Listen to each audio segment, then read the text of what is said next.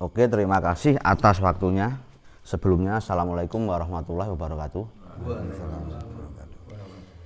Alhamdulillah ya, puji syukur atas segala nikmat karunia Allah. Malam ini kita bisa dipertemukan di sini. Singkat cerita saja, saya di sini di kampung ini mulai datang itu selapan yang lalu. Jadi malam Sabtu Legi di bulan yang lalu. Jadi sudah genap 35 hari kemarin. Saya pertama kali ke sini karena ada dawuh secara gaib, dan ternyata dawuh itu nggak berhenti pada satu dawuh di awal ya. Yang awalnya ada dawuh untuk mengambil air dan tanah dari Sendang Sinongko, yang sebelumnya saya juga nggak pernah paham sing jenenge Sendang Sinongko yo, baru dengar waktu itu karena ada kata-kata di Tlatah Muntuk. Saya kenal di Muntuk ini cuma 3 orang. Yang pertama Pak Lurah Comer, yang kedua Mas Rianto, yang ketiga Mas Mur. Karena Pak Lurah Comer dan Mas Rianto ini yang sangat super sibuk, ketika berhadapan dengan HP itu susah waktunya, maka inisiatif saya adalah telepon Mas Mur. Ketika saya telepon Mas Mur, saya bertanya, Sendang Sinongko ki ngendi? Kok jarine neng Tlatah Muntuk. Kulonku Bang, wingi bar tak pasangi lampu saiki padang. Wah, dari jawabannya beliau saja ini sudah merupakan suatu tanda yang positif, karena di mana saya mau menuju ke tempat itu, ternyata sebelumnya yang saya komunikasikan dengan beliaunya adalah beliau yang katanya gawe pepadang tempat itu dengan menaruh lampu di situ. Otomatis oke lah, ini sinkron kan gitu. Setelah itu saya dikirim lokasi, di Sherlock ke sini, malamnya saya datang. Ya luar biasa, sangat luar biasa. Seumur-umur saya laku prihatin dari Sabang sampai Merauke, kaki saya ini sudah membuktikan tak idak lemai itu memang ada. Dari Sabang sampai Merauke itu sudah tak buktikan betul. Tapi saya mendapati fenomena yang benar-benar beda itu baru di sini. Ketika cahaya itu turun, cahaya yang benar-benar cahaya yang bisa dilihat mata, bukan goib lagi, itu benar-benar ada. Yang selama ini saya mendapatkan cerita seperti itu lewat pengalaman-pengalaman dari rekan ataupun dari eyang saya sendiri ataupun dari teman-teman spiritual, ini saya benar-benar, dan saya yakin mungkin belum pernah ada yang mengalami peristiwa seperti itu. Biasanya itu adalah peristiwa-peristiwa ketika turun, bahasanya mungkin wahyu, itu di atas sana terus melayang, terus cahayanya juga bukan cahaya sejati seperti itu. Tapi kalau ini beda. Kalau jenengan tahu kembang api model yang lama, model tangke itu seperti itu dibakar, nyalanya sangat terang sekali, dan itu benar-benar nyata, dekat sekali di atas pohon kelapa yang di situ. Itu turunnya pelan, sangat pelan sekali, dan pecahnya biar gitu, cahayanya sejati. Dilalah kebetulan Mas Mur juga melihat, walaupun tidak dari awal, beliau melihat cahaya itu. Itu bagi saya adalah pengalaman yang sangat luar biasa. Baru sekali saya mengalami hal seperti itu. Sebelumnya banyak saya mengalami peristiwa gaib yang mungkin orang lain juga pasti terheran-heran, tapi ini saya sendiri sampai terheran-heran juga. Ternyata yo kasunyatan yo memang luar biasa. Tidak hanya dawuh secara gaib, tidak hanya informasi secara gaib, tapi wujud nyata dari dawuh itu benar-benar ada. Setelah itu berlanjut, akhirnya banyak pesan tentang tentang apa bahasanya gini, dharma dari leluhur yang belum selesai.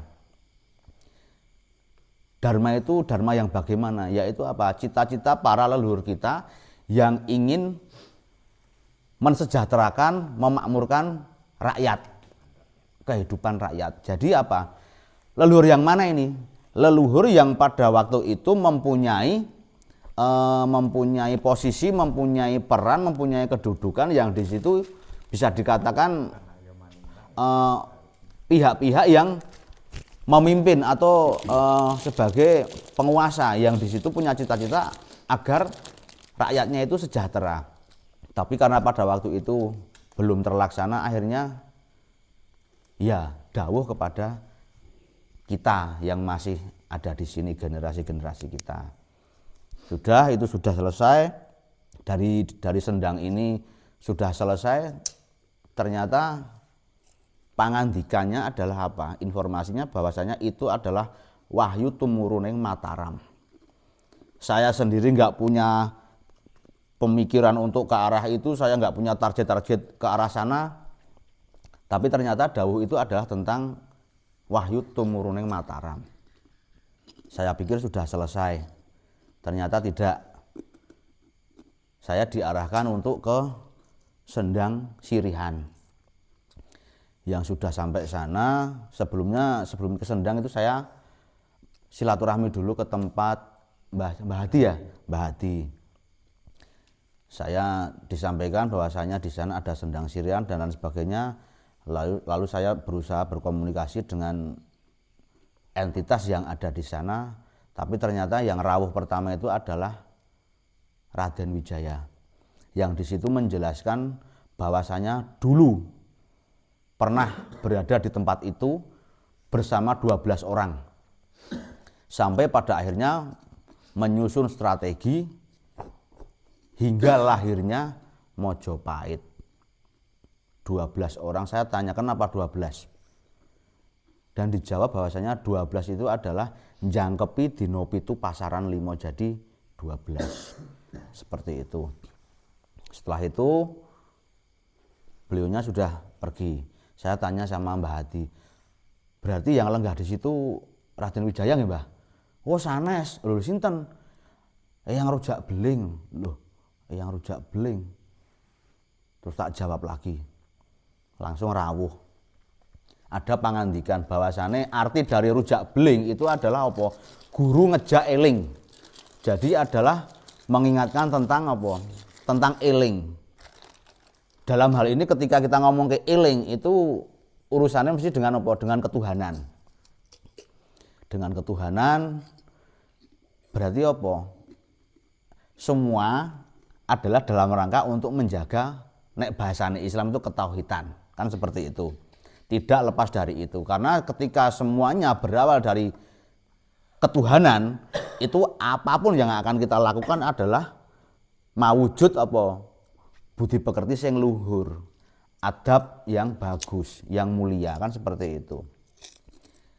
Saya lanjut bertanya, asma sejati tidak dijawab dan saya diminta untuk datang ke Sendang. Oke, waktu itu saya menyampaikan kepada Mbah Hadi bahwasanya saya diminta ke Sendang, Mbah. Ya udah kita sepakat kapan mau ke sana, tapi dilalah waktu itu Mbah Hadi tidak bisa nderekke karena geblake almarhum Mbah Ahmad Danuri. Jadi beliau menyampaikan niki geblake Bapak, kula mboten saged nderekke pun jenengan mawon. Gitu, karena seperti itu saya berangkat ke sana ditemani Mas Marsudin, Mas Mur, Mas Kelvin sama Pak Kusno waktu itu. Udah saya ke sana, kita berdoa di situ.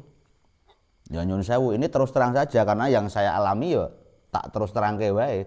Nanti baik buruknya mau dianggap bagaimana, dinilai bagaimana, itu monggo kan terserah. Saya kirim Fatihah terus terang sampai 7 kali. Tidak ada yang rawuh sama sekali. Dalam hati saya gini, kok aneh ya? Pertama kan gitu. Setelah itu Saya kirim lagi Kolocokro. Saya megeng tahan napas, saya kirim Kolocokro 7 kali juga. Seketika itu rawuhlah sebuah sosok. Tidak pakai baju, cuman pakai kain putih selempangan gini, digelung di atas gini rambutnya. Terus memberikan pesan-pesan yang waktu itu sudah saya sampaikan kepada warga di sini ya Mas ya. Sudah saya sampaikan, Mas Marsudin juga ada di situ. Lalu menyampaikan bahwasanya beliau adalah Empu Barada. Lah saya yo kaget, kok Empu Barada? Padahal Empu Barada itu adalah penasehatnya Raja Airlangga. Ini luar biasa. Baik, setelah itu saya pikir juga sudah selesai. Sendang Sinongko, Sendang Sirian. Yang Sendang Sinongko ini adalah tentang Wahyu Tumuruneng Mataram. Yang di situ adalah tentang bagaimana kemakmuran, kesejahteraan, gemah ripah lo jinawi. Adem ayem adil, masyarakatnya do kepenak. Itu tentang wardine dari Wahyu Tumuruneng Mataram. Dan di Sendang Sirian sendiri adalah cikal bakal lahirnya Mojopahit. Berarti itu adalah tentang kekuatan, perlindungan dan pengayoman. Dan di situ mendapatkan kesimpulan bahwasanya akan terjadi, akan mewujud suatu bentuk pemerintahan yang di situ kuat, kokoh, melindungi, mengayomi, yang di dalamnya adalah rakyat yang adil sejahtera, makmur, seperti itu. Itu sudah sampai sini saya sudah merasa ini sangat luar biasa. Karena dalam satu wilayah, dalam satu pedukuhan di sini ternyata menyimpan misteri yang begitu luar biasa, dan mungkin sebelumnya belum pernah ada yang sampai ke ranah itu. Saya yakin itu. Karena memang ini menjadi mulo bakale kabeh bakal becik, kan seperti itu. Sudah, saya pikir sudah selesai. Tapi kok hatiku kok ngomongnya ya urung rampung. Saya menyampaikan sama Mas Marsudin, Mas ketoknya aku kepatok neng kene suwe iki, saya gitu. Itu masih dalam proses kita tirakat. Jadi waktu itu saya nggak tidur itu di sini itu 9 hari 9 malam itu saya benar-benar tidak tidur.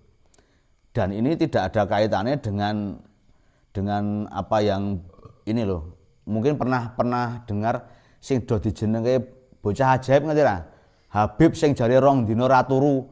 Dikatakan muni nganggo apa macam-macam itu ming rong dina ra turu kok heboh. Lah kene ra tau turu meneng wae kan gitu toh. Ora lucu nek ming rong dina dibangga-banggakan ki ya. Nek menurut saya enggak perlu gitu loh. Nek di sini saya 9 hari enggak tidur itu ora kok jarene. Tapi semua warga ya nyekseni nggih, Pak. Pak Tukimin ya menemani saya beberapa hari. Mas Marsudin, Mas Rianto juga iya, terus do masuk angin. Itu kasunyatan seperti itu. Memang benar-benar nggak tidur. Bukan karena nggak bisa tidur, bukan juga karena kepiye. Ya memang nggak tidur karena apa ya melek iki melek tirakat. Melek iki melek ndonga, senajan ragane beraktivitas silaturahmi ke tempatnya Mas Rianto, Pak Tukimin, Mas Marsudin, Mas Supri. Secara rogo kita silaturahmi seperti biasa, cuman neng kene iki tetap neges terus. Melantunkan doa-doa terus seperti itu. Akhirnya dituntun di situasi-situasi yang aneh-aneh juga. Sampai pada akhirnya ada dawuh ke sebuah belik atau mata air yang di situ airnya keluar dari batu. Belik apa Mas? Belik kluweh. Sampai di belik kluweh. Waktu itu saya di belik kluweh diantar sama Mas Mur. Saya ke sana sebelum maghrib itu. Sebelum maghrib saya ke sana, terus saya bersih-bersih di sana. Saya izin meminum airnya. Saya minum sekali, 2 kali, 3 kali. Setelah masuk air yang ketiga itu visual saya sudah berubah, dimensinya sudah geser. Yang di situ saya melihat bahwasanya di bawah tempat ini ada semacam koyo gentong gini loh, gentong atau kendi besar sekali, yang di situ adalah isinya air. Jadi artinya apa? Di sini itu banyu ki akeh, banyu ki turah-turah. Waktu itu saya belum mendata berapa mata air yang ada di wilayah ini, belum waktu itu. Sudah, setelah itu banyak dawuh dari situ. Setelahnya malamnya saya sama Mas Marsudin sama Mas Mur itu mendata mana-mana saja belik yang ada di kampung ini, namanya apa saja gitu, kita data, kita akomodir. Namun sebelumnya waktu itu saya minta sama Mas Supri untuk ngeprint topografi Kelurahan Muntuk ya Mas, topografi Kelurahan Muntuk. Nah setelah itu saya juga dikasih topografi Dusun Tangkil. Nah ini yang menarik, ketika waktu itu masih otak-atik gathuk ketika muncul topografi Kelurahan Muntuk, itu otak-atik gathuk dengan foto Raden Wijaya ketika menggunakan mahkota menghadap ke sisi kiri, sama-sama menghadap ke sisi kiri. Topografi Muntuk menghadap ke sini, Raden Wijaya menghadap ke sini. Itu posisinya bentuknya hampir sama persis. Itu otak-atik gathuk pertama ya. Ketika melihat posisi mata dan posisi Dusun Tangkil itu arahnya seperti ini. Jadi mata ke belakang kan berarti kan sini kan otak kecil. Setelah itu saya melihat topografi dari Dusun Tangkil itu sendiri membentuk seperti selebrium, yaitu otak kecil. Lah menurut saya ini sudah bukan otak-atik lagi, karena mungkin ketika topografi Muntuk sendiri dengan foto Raden Wijaya itu masih otak-atik gathuk ya, tapi ketika bagaimana topografinya dari Dusun Tangkil itu sendiri adalah membentuk seperti otak kecil, ini sudah bukan otak-atik, ini memang sudah kehendaknya seperti ini, menjadi jalan untuk membuka gerbang selanjutnya kan seperti itu. Nah setelah itu ada dua lembar topografi dari Dusun Tangkil itu sendiri. Mas Marsudin itu yang saya suruh nitik, Mas sendangi sebelah mana saja, sama beliau dititik, sini namanya ini kita tulis semuanya. Luar biasa. Yang saya minta di situ adalah selain yang pertama adalah yang di sini, yang di Sinongko. Ini saya anggap bahwasanya ini adalah pancernya di sini. Ini adalah pancernya. Di luar pancer ini ada 20 sendang yang lain. Kita tulis semuanya, kita tulis. Setelah itu belum bisa menyimpulkan apapun. Hanya saja gini, semua sendang yang digambar atau dititik sama Mas Marsudin itu adalah betul-betul berada di dalam wilayah Dusun Tangkil. Tidak ada satupun yang berada di perbatasan antara Dusun Tangkil dengan dusun yang lain. Berarti semua di dalam. Oke. Kesimpulan awal saya adalah apa? Berarti memang ini tentang otak kecil itu sendiri, tentang topografi Dusun Tangkil yang menyerupai otak kecil itu, yang di situ adalah pusat kesadaran, pusat keseimbangan ya, otak kecil kan seperti itu. Tapi ini belum selesai. Terus opo meneh? Saya sampai bingung. Menurut saya hal seperti ini belum pernah dilakukan sekalipun oleh warga yang di sini. Menurut saya ini sudah sangat luar biasa, tapi kok belum selesai juga, sebenarnya ada apa kan gitu. Hingga pada akhirnya setelah beberapa prosesi kita ikhtiar, ritual, datang ke sendang-sendang di wilayah di luar sini dan kita kirim doa ke leluhur-leluhur beliau-beliaunya yang selalu setia menemani saya, akhirnya mendapatkan sebuah informasi. Dan sebenarnya itu menurut saya pribadi adalah sebuah pencerahan. Tentang apa? Yang di situ visualnya adalah sebuah dinamika, sebuah situasi yang di situ memperlihatkan tentang bagaimana masyarakat leluhur kita di waktu yang sudah lampau sekali. Saya diberikan informasi bahwasanya itu adalah Jawa Dwipa. Itu Jawa Dwipa. Itu jauh di sana, jauh sekali Jawa Dwipa. Setelah itu seperti maju, seperti lebih dekat ke saya. Itu ada sebuah pertanda yang di situ tulisan itu Masehi. Itu besar sekali Masehi gitu. Tulisannya berwarna emas. Tapi emas itu memudar hingga akhirnya menjadi warna kuning. Setelah itu menjadi warna oranye dan akhirnya menjadi warna merah yang bahasanya ngegirisi, merahnya itu ngegirisi, mengerikan. Seperti lava dari gunung berapi. Lah, tulisan itu yang merah itu bergerak. Akhirnya mulai pecah dan mengarah ke lebih dekat lagi ke saya. Nyembur-nyembur seperti lava dari gunung berapi itu. Tapi membentuk suatu pola tertulis di situ angka. Angkanya adalah 78. Dan itu masih menyala seperti lava tadi. Saya masih bingung lagi, apa itu? 78 itu apa? Setelahnya ada tulisan lagi Masehi gitu. Itu pun saya belum paham, belum ngeh kepiye karepe. Lalu muncul sebuah sosok tinggi besar pakai mahkotanya mahkota memanjang gini. Lalu sosok yang itu seperti posisinya seperti ini tapi terus menunduk dan semakin menunduk.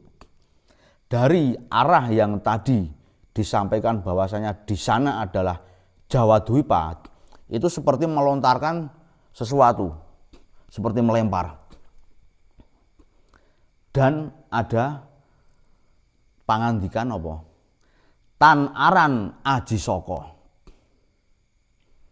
menyampaikan seperti itu. Tan itu artinya tidak. Aran itu adalah nama atau disebut. Aji Soko ya Aji Soko. Jadi itu tidak bisa disebut Aji Soko.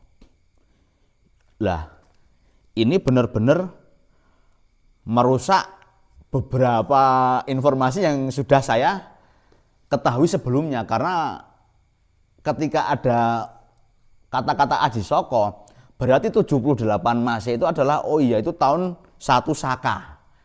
Kan seperti itu. Saya baru sadar itu 1 Saka. Tahun 78 Masehi itu adalah 1 Saka. Tapi kenapa Tan Aran Aji Soko? Ora iso disebut Aji Soko. Saya bingung lagi di situ. Nah, lalu dari arah yang tadi menyampaikan bahwasanya di sana adalah Jawa Dwipa, itu muncul cahaya-cahaya kuning keemasan. Dan ada pangandikan, "Ngger tak kei ngerti benere."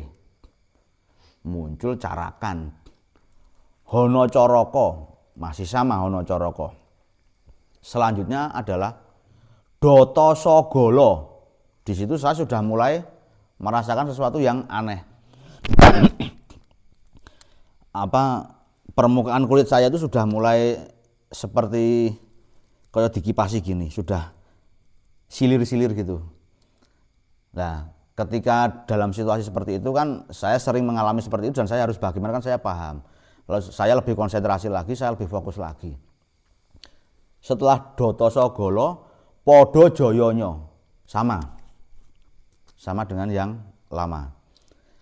Yang paling akhir adalah Mangatabawa, yang di situ dijelaskan ana utusan kang nindaki tugas suci, kang nggawa bebener hukum lan imbangane jagat uga manungsa, nyawiji ing kamulyan, welas asih lan budi pekerti kang luhur, nggawa kawibawan, kaluhuran lan adat budaya. Saya terperangah. Ini yang selama ini saya cari. Karena nyun sewu, ketika saya dengan carakan yang lama, baris kedua yang Data Sawala, yang di situ artinya adalah berselisih, dan baris keempat yang artinya Mogo Bathanga, yang akhirnya semuanya mati, itu saya tidak pernah bisa menerima. Sekalipun itu sudah ada di pelajaran ketika kita masih sekolah dan sudah menjadi pemahaman di masyarakat kita umum, tapi saya sendiri tidak pernah bisa menerima, tapi tidak tahu harus bagaimana. Ternyata hal inilah yang akhirnya menjawab semua pertanyaan saya. Bersyukur, saya sangat bersyukur pada waktu itu. Namun waktu itu juga saya masih menahan diri. Iki bener apa ora gitu. Saya tahan sekitar ada 10 menit. Karena saya melihat tulisan itu berwarna emas. Yang sebelumnya ada tulisan emas itu pudar dan akhirnya menjadi merah menyala. Tapi itu tidak. Saya tahan 10 menitan tapi ternyata tulisan itu tetap berwarna emas. Jadi saya beranggapan iki sejati, iki bener gitu. Dah setelahnya saya turun dari meditasi, dari semedi saya turun. Itu saya sudah mendapati diri saya yang lain. Atmosfer yang di dekat saya itu rasanya sudah beda, energinya sudah beda. Saya melihat dengan mata saya, basor saya, pandangan saya keluar ini sudah beda. Jadi dari saya mendapatkan informasi tersebut saja, tubuh saya itu sudah banyak mengalami perubahan. Karena di situ adalah semua informasinya adalah informasi yang menurut saya adalah yang benar. Sing nggawa aura positif. Karena ketika yang lalu adalah di baris kedua tentang perselisihan dan di baris keempat tentang akhirnya yo dadi bathang kabeh, dadi mati kabeh. Tapi di sini saya mendapati iki apik, iki bener, iki bener. Terlepas dari apapun itu, terlepas dari sejarah yang sudah pernah ada tentang Aji Saka, saya nggak mikir ke situ lagi. Intinya ketika bait-bait atau carakan ini digelar, yang lama, versi yang lama dengan versi yang baru digelar, ketika suruh memilih, saya memilih untuk yang baru. Karena yang baru ini adalah semuanya tentang kebaikan. Dan akhirnya adalah kabeh penak kabeh apik. Dan saya menyimpulkan ketika baris pertama Hana Caraka ana utusan kang nindaki tugas suci, itu ketika saya hubungkan dengan korelasi Islam karena saya Islam, ini adalah apa? Habluminallah iki urusane. Ketika baris kedua Data Sagala kang nggawa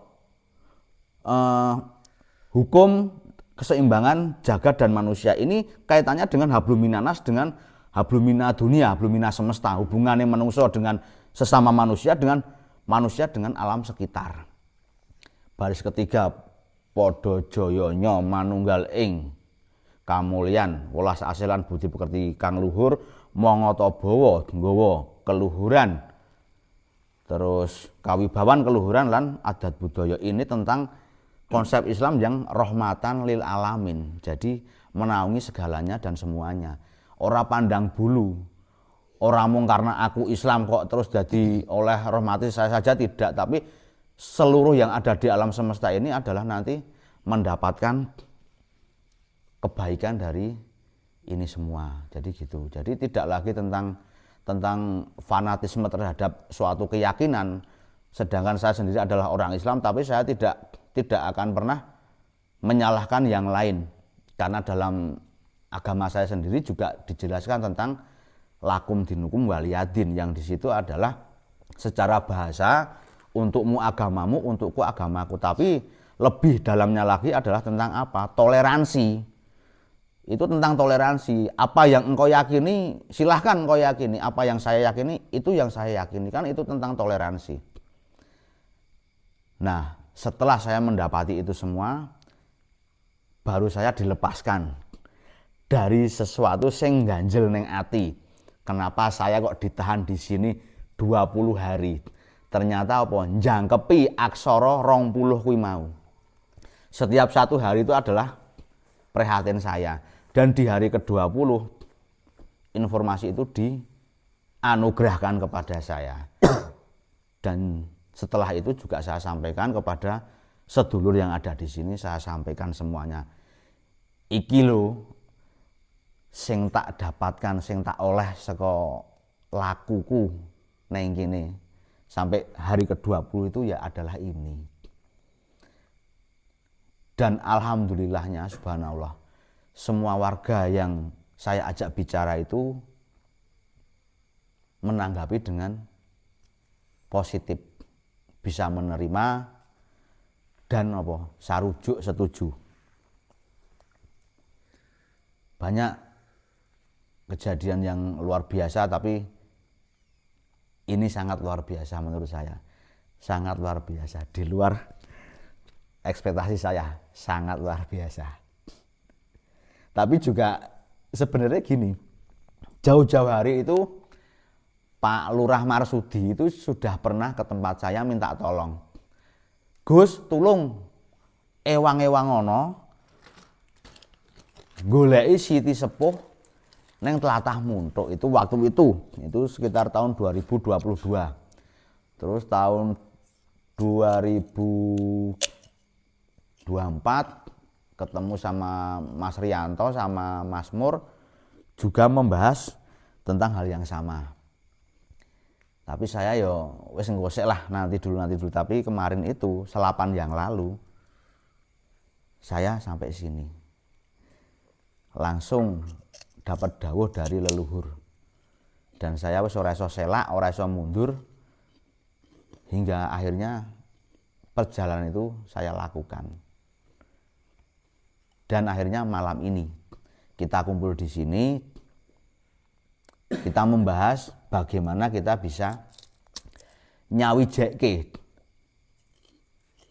aksara 20 sing tadi, sing dengan bahasa kita dengan format yang baru, karena aksaranya tetap 20. Yang digeser adalah aksara wo baris kedua digeser ke baris keempat, aksara go dari baris keempat digeser ke baris kedua. Hanya itu saja formasi yang diubah, tapi maknanya sudah merubah dunia. Yang dulu selama ini karena di situ ada Doto Sawolo berselisih dan Mogo Botong akhirnya mati kabeh. Setelah tahun 78 Masehi itu banyak terjadi peristiwa seperti itu. Singosari dengan Kediri juga baku hantam, akhirnya runtuh semua. Majapahit dengan Demak baku hantam, akhirnya yo bubar kabeh.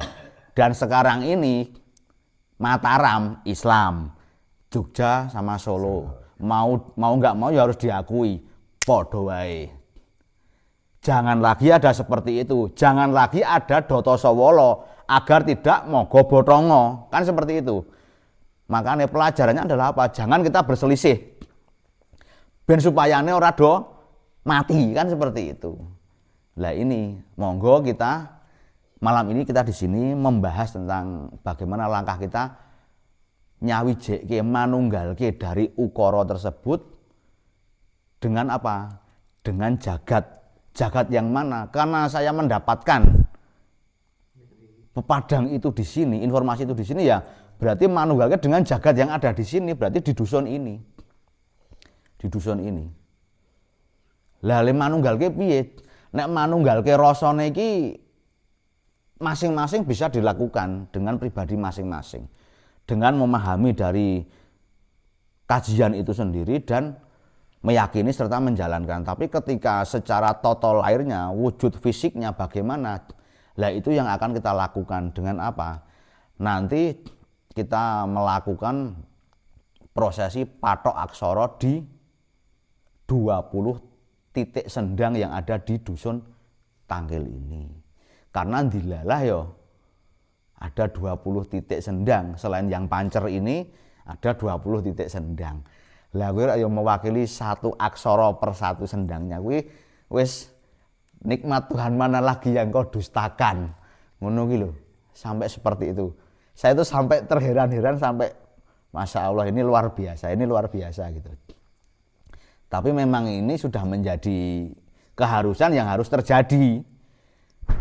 Gek ndilalah rogoku sing diutus untuk mewakili ini semua pada waktu kemarin itu. Ya wis, saya sudah hanya sakdermo netepi dawuh saja, bukan apa-apa, sudah. Tugas saya sudah selesai tentang yang itu kemarin sampai muncul aksara yang itu, format aksara yang baru itu tugas saya sudah selesai. Sekarang lanjut ke tugas bersama bagaimana mewujudkan itu semua. Mungkin seperti itu Mas Rianto. Yeah. Sedikit ning ya ora sedikit rondo akeh yang saya sampaikan. Tapi ini sangat sedikit sebenarnya karena ketika tak sampaikan semuanya ya akeh banget ya 20 dina aku ning kene iki nek tak critake ya minimal ya kudu 20 dina kan seperti itu. Ini yang tak potong-potong. Yang saya bagaimana juga banyak yang enggak saya ceritakan tentang pengalaman-pengalaman yang ada gangguan-gangguan seperti itu juga enggak saya lakukan karena menurut saya alang-alang kuwi dudu aling-aling, ora masalah. Ana watu gedhe ning dalan kuwi engko dadi sandungan, ora bakal tak dadekke sandungan. Aku ora bakal kesandung, watune tak singkirke. Selesai, tidak ada lagi sandungan. Jadi aja data sawala. Kan seperti itu, aja data sawala. Semua damai, kan seperti itu. Mungkin itu bisa dilanjut Empu Ronggojati. Yes. Luar biasa ya ini.